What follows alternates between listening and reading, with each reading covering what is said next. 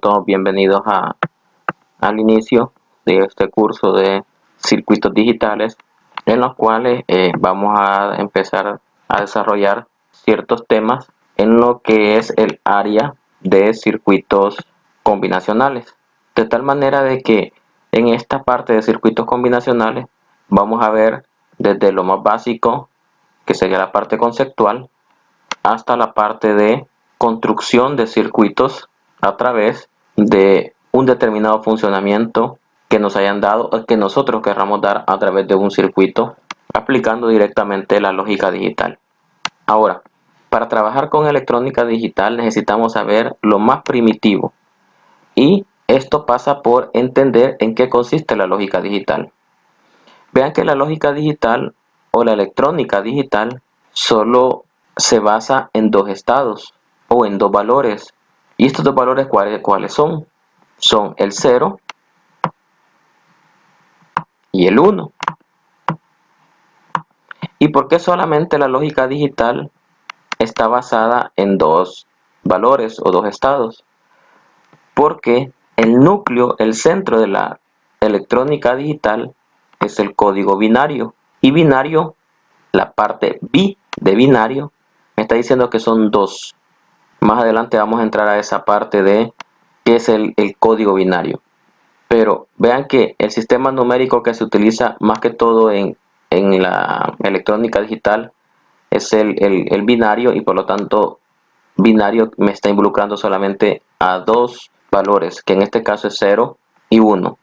Ahora, de estos valores se desglosan lo que son los estados, lo que conocemos como estados lógicos, y que me hacen entender de una manera un poco más clara qué me representan estos dos valores. Por ejemplo, el 0 lógico, porque de aquí en adelante le vamos a llamar 0 lógico y 1 lógico, para no confundirlos con el 0 o el 1 que normalmente conocemos en nuestro día a día, en nuestros números comunes. Así que le vamos a llamar 0 lógico y 1 lógico para referirnos a que estamos representando estados de la electrónica digital. Entonces el 0 lógico yo lo puedo ver como un elemento apagado, por decir algo. Por decir algo, si tengo un foco y de entrada yo lo tengo en 0, quiere decir que este foco va a estar apagado. Y entonces por descarte, ¿qué me va a significar el 1? Que el foco lo voy a tener en funcionamiento o encendido. Ya que eso me da a entender un estado lógico. ¿Qué otra aplicación le puedo dar a un estado lógico? Por ejemplo, le puedo dar la aplicación de si algo es falso o verdadero. Y yo puedo ver entonces a mi 0 como falso. Si yo quiero representar a algo que es falso, entonces le puedo poner el 0 lógico. ¿Y qué pasa con el 1? El 1 entonces por descarte me va a representar al verdadero.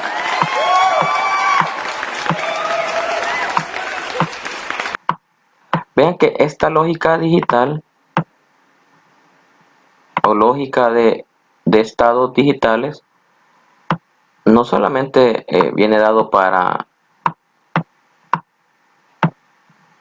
aplicar la electrónica digital propiamente dicho, sino que recordemos que la electrónica digital es una rama de la electrónica que da pie a muchas otras subramas de las ciencias o de las tecnologías. Por ejemplo, de la informática, ahí se ocupa mucho en la parte de programación. Cuando aplicamos la lógica de programación, ahí más que todo utilizamos criterios como falso o verdadero. Entonces la computadora lo va a entender como un 0 o como un 1. Cuando yo pongo falso, la computadora entiende que es un 0 lógico, y cuando yo pongo un verdadero, la computadora entiende que es un 1.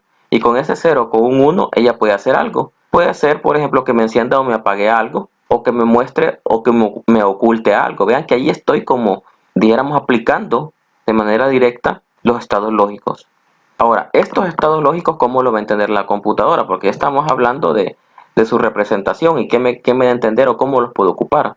Pero a la computadora, ¿cómo le voy a decir que hay un 0 lógico o un 1 lógico? O al circuito, ¿cómo lo voy a hacer para dárselo a entender? Vean que en el caso de la electrónica digital y como cualquier rama de la electrónica, se basa a través de voltajes. Y entonces, esos voltajes para el cero lógico, para que la computadora o el circuito entienda que es un cero lógico, esos voltajes deben de estar comprendidos entre 0 y 0.8 para un cero lógico.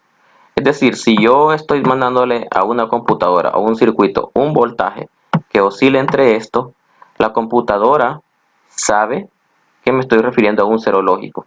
En el caso de programación, como yo les decía, cuando yo pongo falso, la instrucción lo que está básicamente haciendo es enviar un nivel de voltaje que está dentro de este rango para que la computadora entienda que es un cero lógico.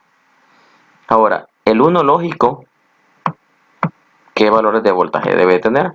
Debe de andar entre 2 y 5 voltios. Ojo, esta escala la estoy construyendo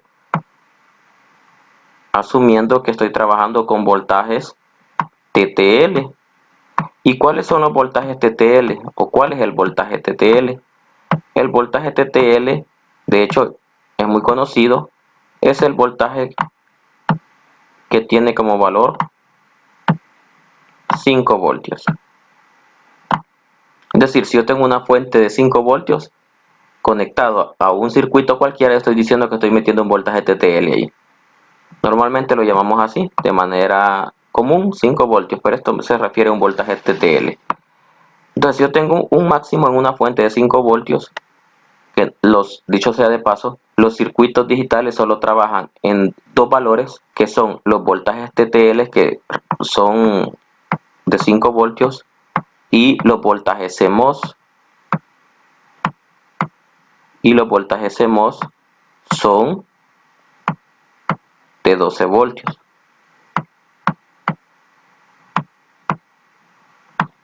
Y cada uno de estos voltajes tiene su familia de integrados. Por lo tanto, entonces, vean que en este caso particular me estoy refiriendo a los voltajes TTL porque son los más comunes y son con los que vamos a trabajar con esta familia de integrados a lo largo del curso. ¿Por qué vamos a trabajar con esta familia? Porque básicamente son los integrados más fáciles de encontrar y son los integrados más baratos. Pero hay desventajas como, por ejemplo, que su nivel de temperatura, de tolerancia a la temperatura es menor, el nivel de estrés al cual puedo someter el circuito es muchísimo menor y muchas otras cosas en contra que tiene esta familia de integrados que trabajan con voltaje TTL. Estos son mucho más caros obviamente, pero los puedo someter a mucho más estrés, a mucha más temperatura, pero al final de cuentas, para efectos de aprender, con esto serán más que suficiente. Ya para aplicación, entonces sí, ya se puede trabajar con uno de estos. Y los dos trabajan iguales con la única diferencia que el voltaje de conexión a fuente es diferente, como lo podemos ver. Pero la lógica de conexión y la lógica de configuración, entre comillas, que le vamos a dar a través de los estados lógicos es exactamente la misma. Entonces, volviendo a lo de los estados lógicos para voltajes TTL, que son estos que están aquí, la escala va comprendida entre esto. Y su representación la voy a obtener así. Aquí voy a tener un 0 y aquí voy a tener un 1. 0 también se conoce como estado bajo y 1 se conoce como estado alto. Esa es otra, dijéramos, forma de conocer a los estados lógicos. Ahora, hay algo que se me escapaba aquí y es la parte de, ve que aquí yo dejo un espacio entre 0.8 y 2, es decir, de 0.9 a 1.9, que hay ahí más o menos hay un voltio. Vean que entre 0.9 y 1.9, que no los agarra ninguna de las escalas. ¿Cómo voy a conocer esto? Porque vean que no es ni 0 ni 1.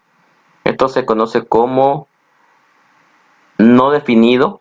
Bueno, depende del libro que ustedes que ustedes lo vean. Yo lo conozco como no definido, pero vi que en un libro también se conocía como umbral, pero creo que es un poco ambiguo el llamarle umbral. Entonces le vamos a llamar no definido o indefinido, como ustedes quieran. ¿Y qué va a pasar entonces cuando el nivel del voltaje entre a un no definido? Porque ya vimos que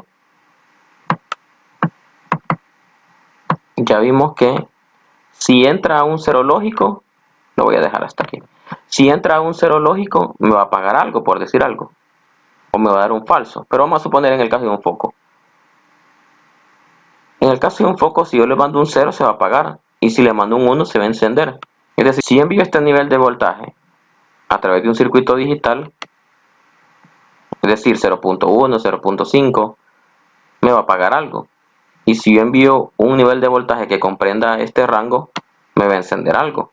Pero ¿qué pasa si en el camino pierdo? Por ejemplo, yo puedo tener la intención de mandar un nivel de voltaje y lo mando tan bajo, por ejemplo, lo mando en 2, pero en el camino tengo pistas sucias, tengo conexiones malas y entonces me pierde voltaje. Por ejemplo, pierdo 0.2 voltios y caigo en este rango. Lo que va a pasar es que el circuito digital no va a hallar qué hacer porque él no entiende que le estamos mandando, porque para él no es 1 ni tampoco es 0. Por lo tanto, él no me va a hacer nada. A pesar de que yo estoy mandando un nivel de voltaje allí, pero como no comprende dentro del rango de 0 ni de 1, él no me va a hacer nada. Por eso es que se conoce como no definido, porque no define el circuito qué estado lógico le estoy mandando. Por lo tanto, como no define qué estado lógico le estoy mandando, él no sabe qué hacer. Porque vean que solo puede escoger entre dos cosas.